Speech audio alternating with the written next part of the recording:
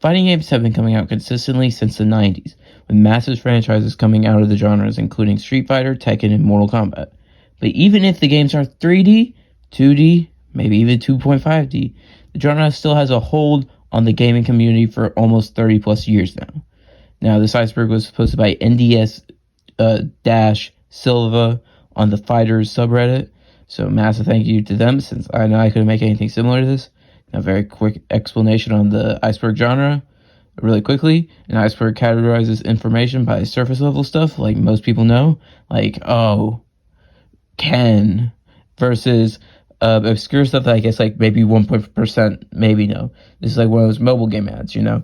So, well, let's quickly get into the Iceberg. Also, we will have the link to NDS Silva's original post in the description. Yeah. Motion inputs. A motion input is an input where you do a specific movement on your controller.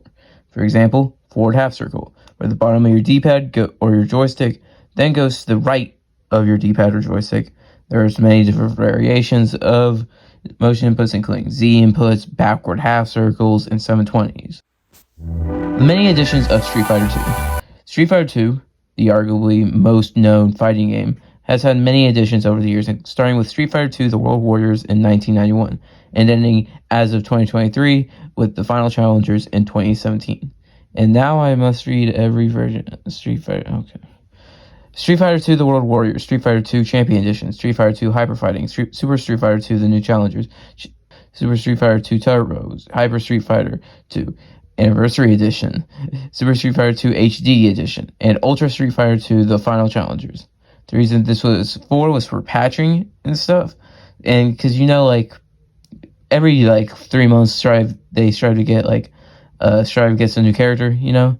They were doing that every year and making like a new character and a balance patch a full price game, and they kept doing it until Street Fighter 4, where it kind of became ridiculous since games Game Pass and stuff were free instead of for $60. They have made Street Fighter 5 like Champion and Arcade Edition, but those just basically put in DLC for you, so you don't have to buy an extra version of the game. Shang Long. Shang Long is a rumored character for Street Fighter 2 due to Ryu saying it in one of his win quotes, where he says, "You must defeat Shang Long to stand a chance," which was a mistranslated version of "You must stand my Dragon Punch, Shuriken, to stand a chance," which Electric Gaming Monthly, a gaming magazine in the 90s and 2000s, used to publish an April Fool's hoax about unlocking Shang Long, which included not taking any damage of Ryu and reaching M. Bison, where you would have to time him out with no damage taken to supposedly fight Shang Long. Electric Gaming Monthly, who would also publish Sonic and Tails and Melee, was lying, but it helped give light to secret bosses in fighting games, which would lead to Akuma in Street Fighter 2, which is believed to be based on Shang Long, and also Reptile and Noob Saibot and like some of the other secret characters in Mortal Kombat. Some of the series' biggest characters, by the way. Shang Long very recently was in Street Fighter 6's story mode, as well as a hidden boss, and also the character Goken, which would eventually take up the spot of Shang Long due to him being the master of Ryu and Ken, which Shang Long was in the myth. Tier list. A tier list is used in fighting game communities as a way to rank characters based on how strong they are in fighting game competitive scene. This evolved in the late 2010s to include everything. You want XX Dragon Slayer XY's XD's opinion on mold? Well, here you go. He thinks that grass mold is better. This has now come to the point where tier lists just rank whatever or how much a person likes or hates something. There are many forms of tier lists, actually. The second most popular being the graph variation, where it shows like ease of use on how strong the character is in the competitive scene. Like, here's one for Persona 4 Arena. Look out at that. That's surely a list. But yeah, so basically it just shows the ease of use versus how well they perform, you know? Platform fighters. A platform fighter is a fighting game in which the main objective is to throw the person off of the map. Or for PlayStation Battle All-Stars, do whatever this is. It is the most famous from the series Super Smash Bros., which originated the genre.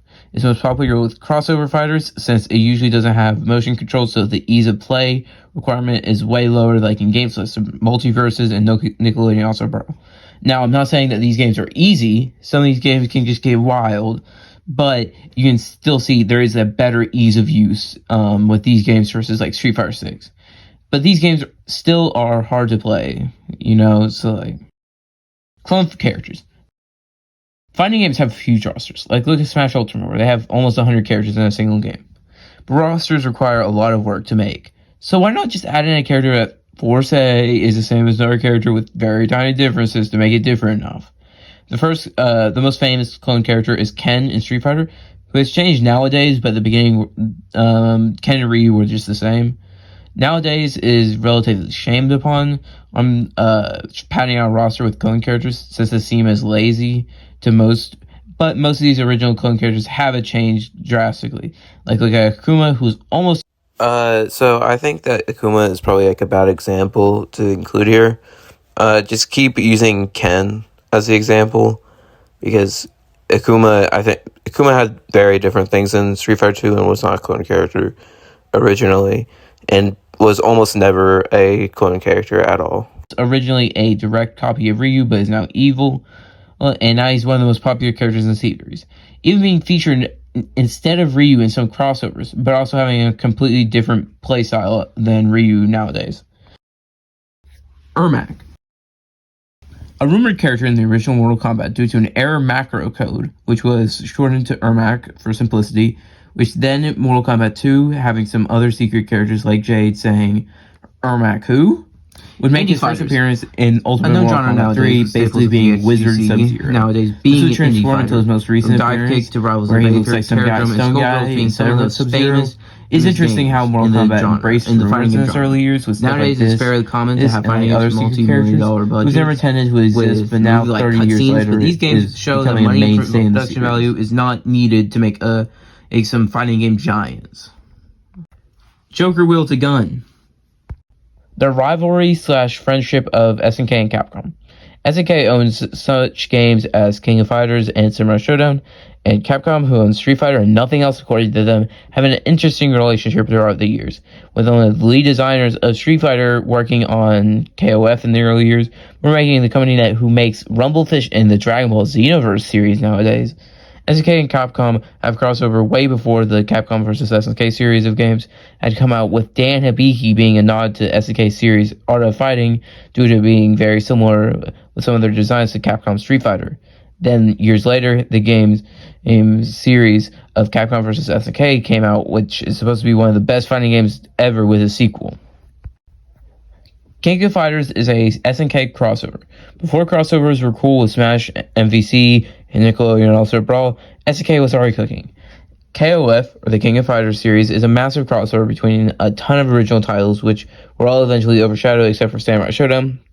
The series has evolved, however, with the game's original story overshadowing the already overshadowed series involved due to its original characters arguably being more popular.